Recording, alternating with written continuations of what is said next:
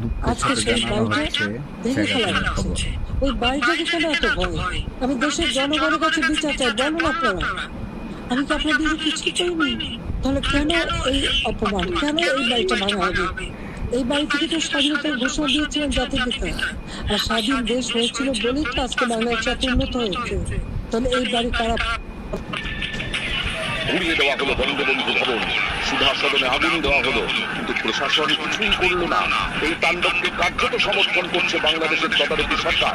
Press বিবৃতি দিয়ে 19 সরকার জানিয়েছে, জুলাই অভ্যুত্থানের বিরুদ্ধে শেখ হাসিনার উস্কানিমূলক বক্তব্যের কারণে জনমনে গভীর ক্রোধের সৃষ্টি হয়েছে, যার বহিঃপ্রকাশ ঘটেছে।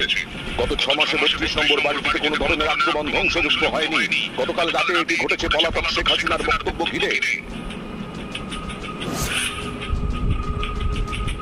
হ্যাঁ, একটা দালান খেয়ে ফেলতে পারে, ইতিহাস